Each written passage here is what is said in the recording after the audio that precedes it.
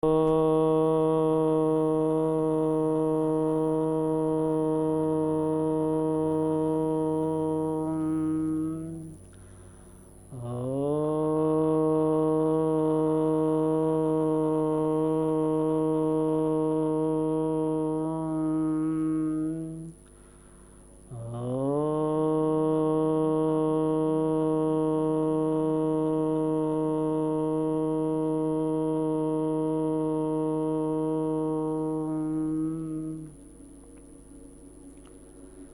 Nepali television हेरिरहनुभएका सम्पूर्ण दर्शक वृन्दहरूमा यो योगी मधुसूदनको तर्फबाट नमन गर्न चाहन्छु।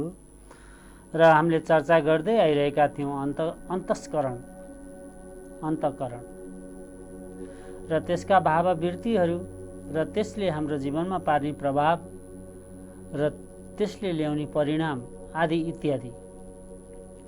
र कस्तो छ त्यो भाववृत्तिहरू जसलाई हामी देख्न पनि सक्दैनौँ र त्यो एउटा महसुस मात्रै हुन्छ र त्यसको शक्ति बारेमा कति प्रबल छ, कति सशक्त छ ती भाववृत्तिहरू, जसका कारणले मानिसलाई तीमा मतलब छिनका छिन परिवर्तन गरिदिरहेको छ।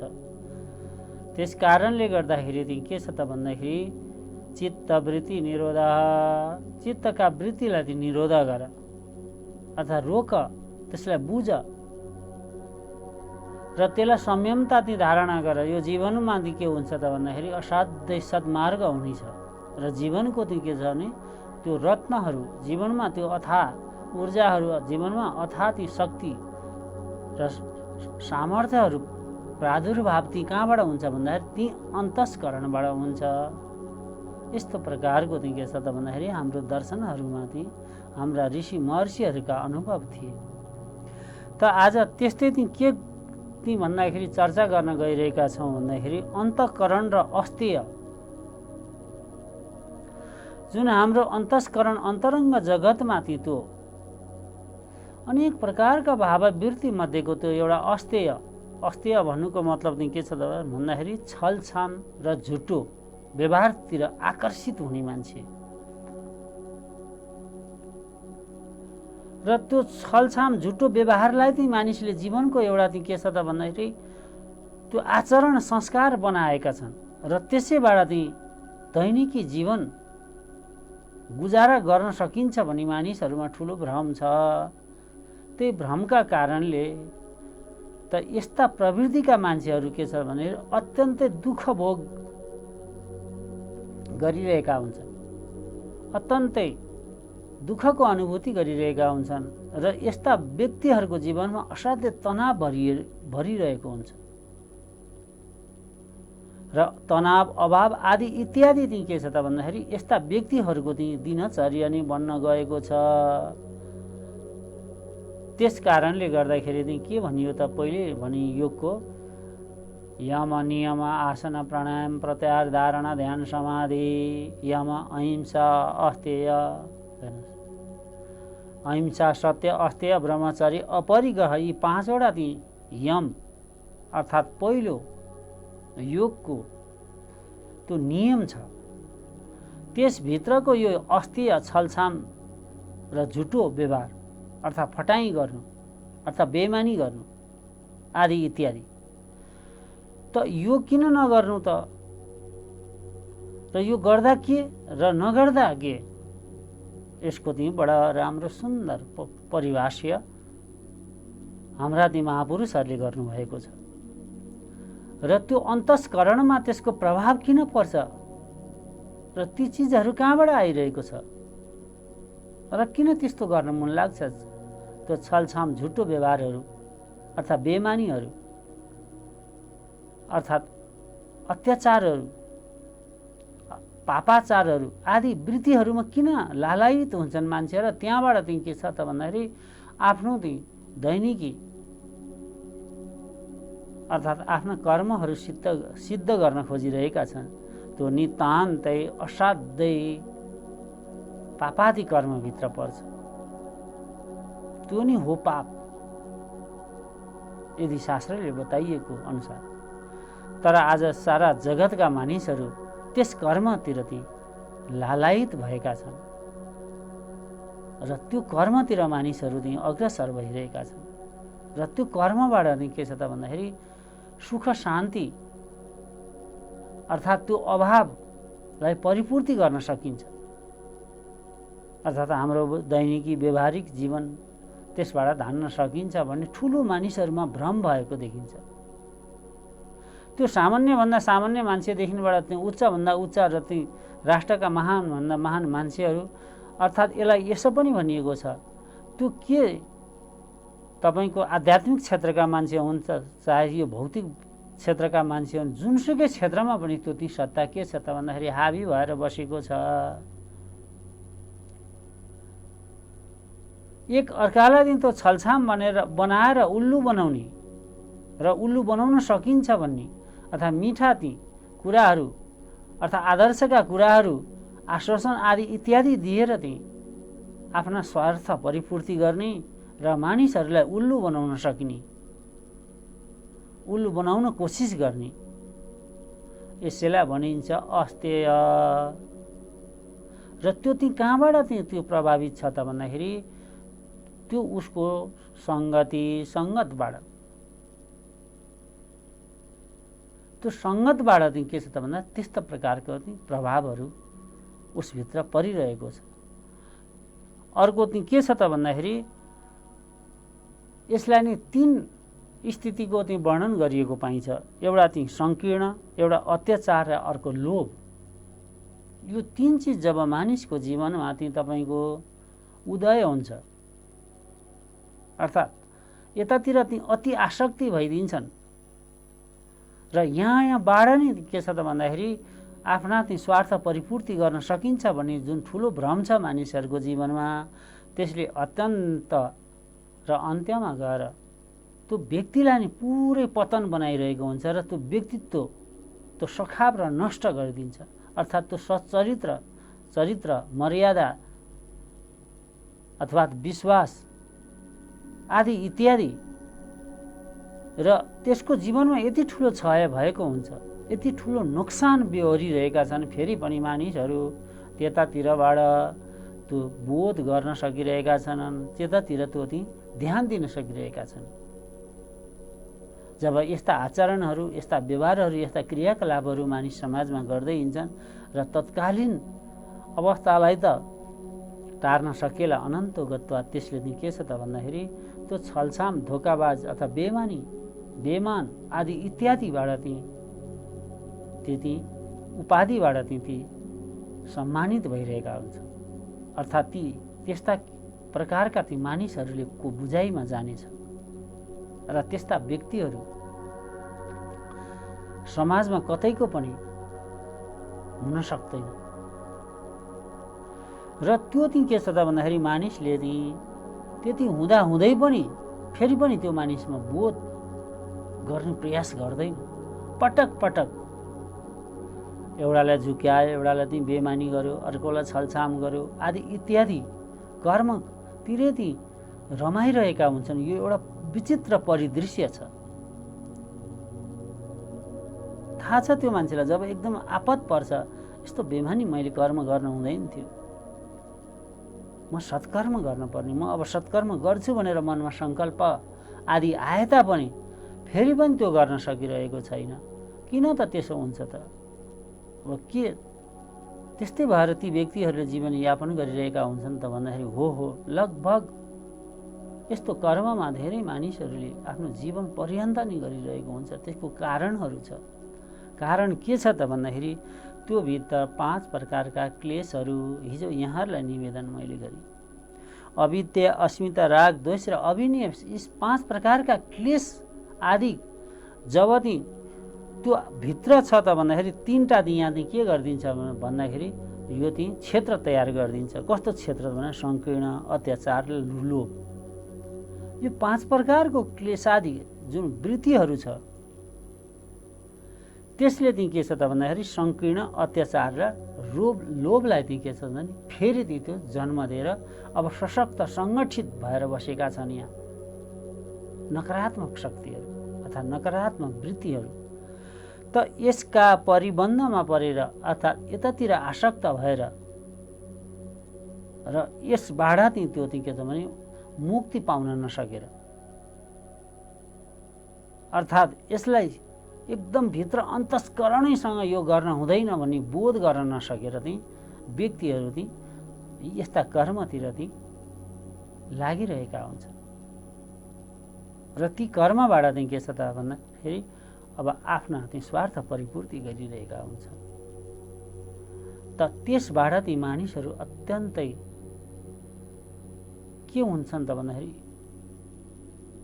निष्ठुरी, अत्याचारी, अर्थात् भ्रष्टाचारी, आततायी अर्थात् क्रूर, असाध्यै कठोर आदि इत्यादि के छ त भन्दाखेरि त्यस्तो वृत्तिमा अब गएर यी व्यक्तिबाट के छ भने स्वयंलाई पनि प्रताडित गरिरहेका हुन्छन्, घर परिवारलाई पनि प्रताडित गरिरहेका हुन्छन् र सिङ्गो समाज राष्ट्रलाई पनि यस्ता व्यक्ति र यस्ता वृत्ति भएका मानिसहरूले असाध्यै प्रताडित गरिरहेका हुन्छन्, असाध्यै असहज परिस्थितिको सिर्जना गरिदिरहेका हुन्छन्। र यसैबाट के छ भने समाजमा आक्रोशहरू, विद्रोहहरू अर्थात् तपाईँको नकारात्मक वृत्ति समाजमा बढोत्तरी गर्नमा असाध्यै ठुलो भूमिका खेलिरहेको हुन्छ। अझ यहाँसम्म भन्छ दर्शन के भन्छ त भन्दाखेरि जुन समाज र क्षेत्र राष्ट्रमा यस्ता व्यक्तित्वहरू छन् त्यो समाजको कहिले पनि उन्नति र प्रगति हुन सक्दैन र त्यसले विकास अर्थात् त्यो समृद्धि प्राप्त गर्न सक्दैन। जस्ता यस्ता आचरण गरेका मान्छे जो कि छलछाम झुटो व्यवहारमाथि रमाउने र त्यसलाई एउटा नामकरण गर्ने अर्थात् एउटा कुनै त्यसलाई मिठो शब्दको चयन गरेर मानिसहरूलाई लोभाउने अर्थात् मानिसको विश्वास जित्नमा प्रयास गर्ने, कोसिस गर्ने यस्ता फटाहरू र यस्ता फटा प्रवृत्तिहरू जबसम्म रहन्छ त्यो स्थानमा कहिले पनि उन्नति र प्रगति हुन सक्दैन। त्यो क्षेत्रको मात्रै कुरो होइन, स्वयं व्यक्तिको पनि त्यो के छ भने त्यो आत्मा उन्नति अर्थात् चित्तको त्यो वृत्तिहरूलाई सम गर्न नसक्ने स्वयं पनि प्रताडित भइरहेका हुन्छ। अब उनीहरूको चित्तवृत्ति यसरी तपाईँको विकसित भएको छ। कसरी उल्लु बनाउन सकिन्छ? 24 घण्टा त्यस्ता चिन्तन मननमा रहिरहने र कसरी बेकुफ बनाउन सकिन्छ, कसरी क्षणिक भए पनि विश्वास आर्जन गरेर आफ्नो स्वार्थ सिद्ध परिपूर्ति गर्न सकिन्छ आदि इत्यादिमाथि 24 घण्टा यिनीहरू त्यसैमा चिन्तित रहन्छन्। हेर्नुहोस् त, हो त्यो नि के हो त भन्दाखेरि त्यो प्रताडित गर्ने अर्थात् त्यो नि एक प्रकारको दण्ड थियो र त्यसबाट के छ त भन्दाखेरि आफ्नो जीवन पर्यन्त अत्यन्तै अशान्त जीवनहरू व्यतीत गरिरहेका हुन्छन् र अत्यन्तै अस्थिरता र अत्यन्तै तपाईँको क्रोधित, अत्यन्तै असहिष्णुता आदि इत्यादि, लोभी, घमण्डी, अहङ्कारी, जे भन्नुहोस्, यी सबै तपाईँको त्यस्ता व्यक्तिहरूमा ती वृत्तिहरू बस्दिएको हुन्छ र ती व्यक्तिहरू आफ्ना कुरा माथि पार्नको लागि अनेक प्रकारका प्रपञ्चहरू रद्धछन् र अनेक प्रकारको के छ त भन्दाखेरि त्यो संस्थागत होस् अर्थात् व्यक्तिगत होस्, कसरी हुन्छ त्यो मानिसहरूलाई उल्लु बनाउन सकिन्छ र त्यो उल्लुबाट कसरी फाइदा लिन सकिन्छ भनेर अहोरात्र जब यस्ता चिन्तनहरू मानिस गर्छन् त्यो मानिसले आफ्नो पुरा जीवन नै ध्वस्त बनायो अर्थात् आफ्नो पुरा जीवनलाई नै त्यो शास्त्रीय भाषाले भन्दाखेरि नरकीय जीवनलाई अपनायो। यति सुन्दर संसार छ, यति सुन्दर मानिसहरू छन् र सुन्दरताको परिकल्पना, सिर्जनाको परिकल्पनाको गर्न सट्टा र परिश्रम र विश्वास ती थिए ती मानिसको जीवनको त्यो समृद्धि अर्थात् त्यो प्रपर्टी अर्थात् त्यसलाई पुँजी भनौँ, संसारमा विश्वासभन्दा ठुलो अर्थ अर्थात् त्यो सम्पत्ति अरू केही हुन सक्दैन। जो मानिस विश्वासिलो छ त्यो मानिसलाई कतैबाट पनि दुःख कहिले पनि अभावै हुँदैन। त्यो विश्वास नै यस्तो एउटा शक्ति हो, जुन सत्ता हो, जो तपाईँले कायम राख्नुहोस् जीवनभर। कुनै क्षेत्रमा तपाईँले त्यो अभाव र तनावको अवस्था झेल्नु पर्दैन। यति राम्रो हुँदाहुँदै पनि त्यसको ठिक विपरीत गएर यस्ता आचरणहरू, यस्ता क्रियाकलापहरू, यस्ता भन्न मतलब नकारात्मक वृत्तितिर जब मानिस जान्छन्, त्यो स्वयं व्यक्तिलाई पनि थाहा हुँदैन कि म के गरिरहेको छु भनेर। र स्वयं व्यक्तिले जीवन पर्यन्त पनि म कयौँ यस्ता मानिसहरू मसँग नि सङ्गत हुन्छ, जीवन पर्यन्त पनि त्यो बुझ्न सक्दैन। आज एउटा कुरा गर्यो, अब त्यस्तो हुँदैन भन्यो, फेरि त्योसँग व्यवहार गर्यो, फेरि यस्तो हुँदैन भन्यो, आदि इत्यादि। जीवन पर्यन्त नि यी छलछाम झुटो व्यवहारतिर ती मान्छे के छ त भन्दाखेरि विश्वास राखिरहेका छन्। एकदमै उल्टो बाटो विश्वास राख्छन् र त्यस्ता व्यक्तिहरूको या आर्थिक रूपले कमजोर हुन्छन् अथवा नैतिक रूपले कमजोर हुन्छन्, तपाईँको चरित्र रूपले नै कमजोर हुन्छन्। समग्रतामा भन्दाखेरि यस्तो व्यक्तिलाई सिङ्गो समाजले पतित अर्थात् घृणितका पात्र भएर पनि समाजमाथि बाँचिरहेका हुन्छन् र फेरि पनि समाजलाई उल्लु बनाउन सकिन्छ भनेर त्यो प्रयत्नशील गरिरहनुको कारण ती बडा हैरान हुने यो दृश्य छ। पटक पटक उल्लु बनाउने कोसिस गर्छन् र ताना बाना बन्छन् र त्यस्तो प्रकारको भ्रम सिर्जना गर्छन्, भ्रम छर्छन् र भ्रमित तुल्याउँछन् र सोझा साझा जुन व्यक्तित्वहरू छ त्यस्तो यी जाली अर्थात् हाम्रो यो समाजमा जाली फटा भन्ने जुन शब्द छ, यो अस्तियाको त्यो पनि हो, जाली फटा। लामो समयसँग हाम्रो यो समाजमाथि यस्ता जाली फटा अर्थात् संसारभरि यस्ता जाली फटाहरूको वर्चस्व कायम रह्यो। यहाँ सामान्यतया हेर्दाखेरि समाजमा लगभग 97% मानिसहरू एउटा निष्ठा आचरण अथवा सत्कर्मतिर विश्वास राख्ने अर्थात् समर्पण अथवा योगदान परिश्रममा विश्वास राख्ने हुन्छन्। 3% यो यस्ता अस्तेयमा विश्वास राख्ने व्यक्तिहरूको के छ भने सङ्गठित भएर त्यो 97% त्यो समूहलाई उल्लु बनाउन सफल भइरहेका छन् भनेर विभिन्न आँकडाहरूबाट देखाउँछ। विभिन्न सर्वेक्षणहरूबाट पनि त्यस्तो चिजहरू हामीले सुन्न र त्यो देख्न पाउँछौँ। बडा हैरान हुने दृश्य छ। यो 3% यस्ता नकारात्मक वृत्ति त्योमा नै असाध्यै तल्लो स्तरको जुन सोचबाट अभिप्रेरित भएर सिङ्गो समाज, राष्ट्र र विश्वलाई नै के छ त भन्दाखेरि अशान्तमय बनाइदिइरहेका छन् र अशान्त यिनीहरूले के गरिरहेका छन्, सिर्जना खडा गरिदिइरहेका छन्। अशान्तको के छ भने परिस्थिति सिर्जित गरिरहेका हुन्छन्।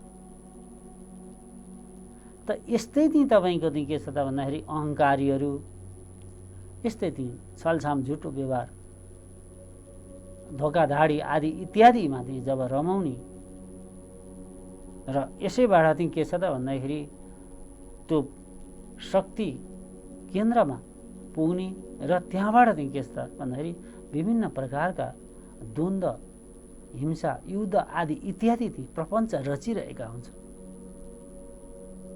र त्यसबाट के छ त भन्दाखेरि ती सोझा साझा निर्दोष धेरै मानिसहरू प्रताडित हुन्छन्।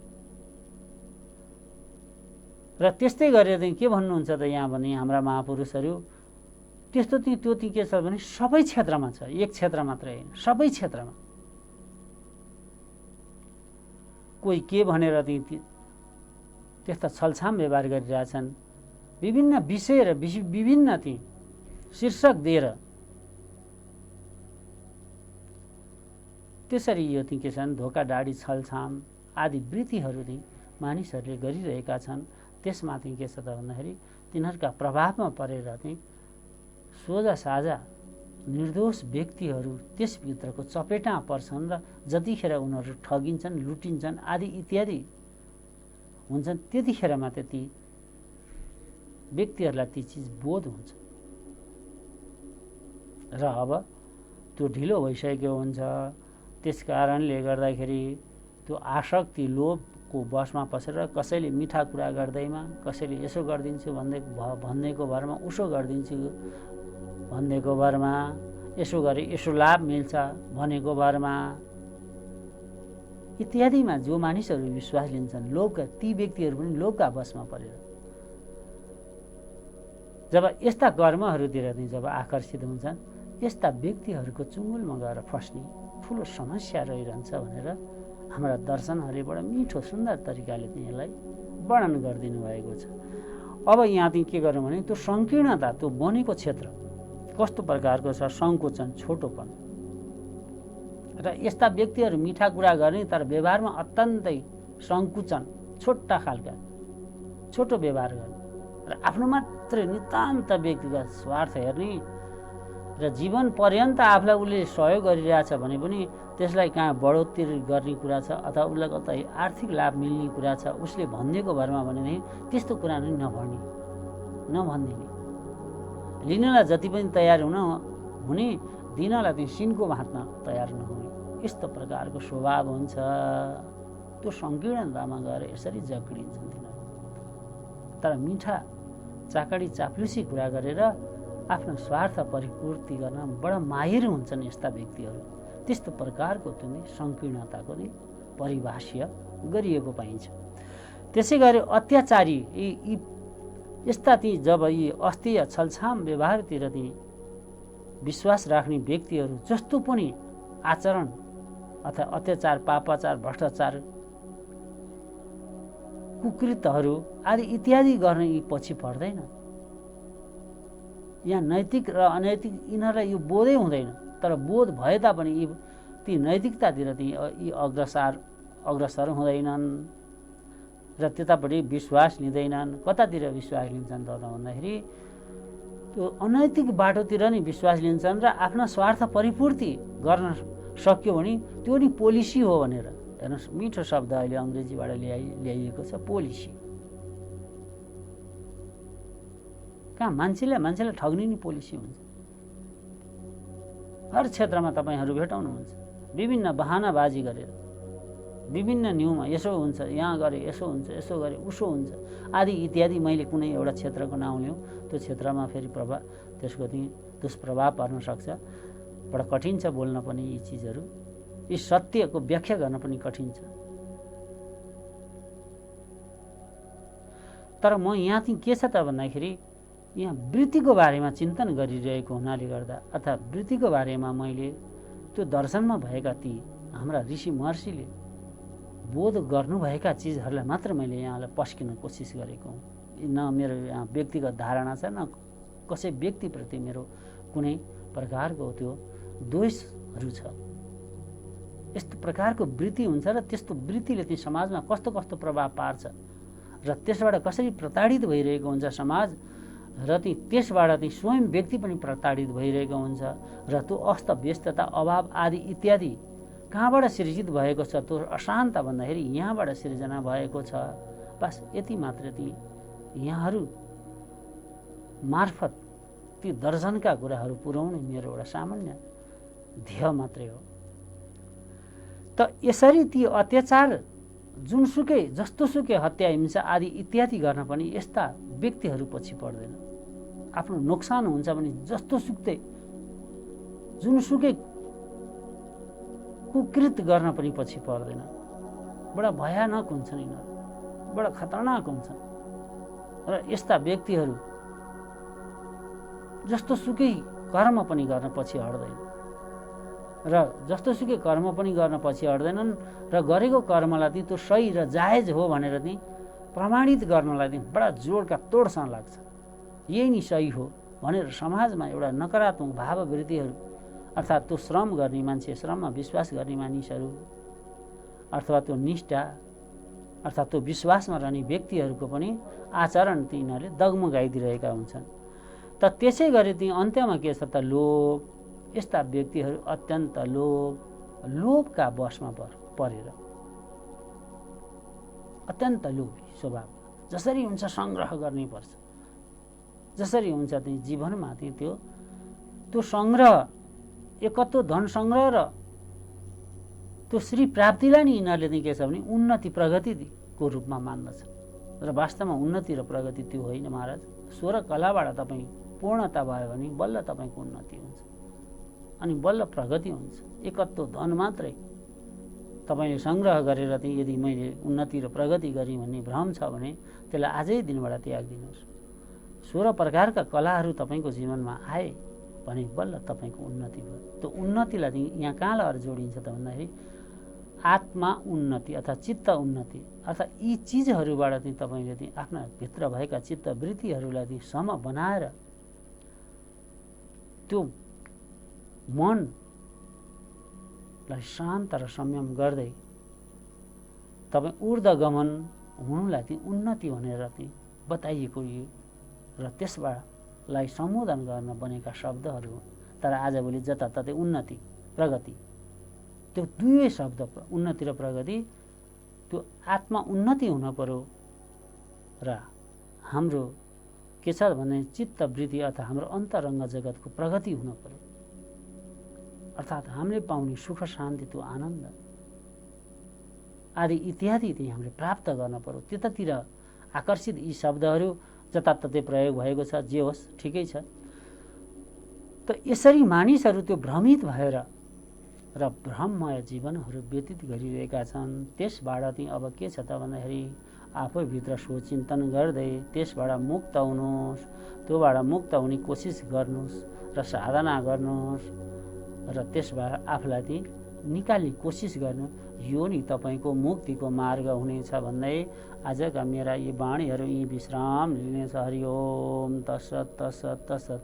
सर्वे भवन्तु सुखिनः, सर्वे सन्तु निरामया, सर्वे भद्राणि पश्यन्तु मा कश्चित् दुःखभाग् भवेत्। असतो मा सद्गमयः, तमसो मा ज्योतिर्गमयः, मृत्युर्मामृतं गमयः। ओम शान्ति शान्ति शान्ति।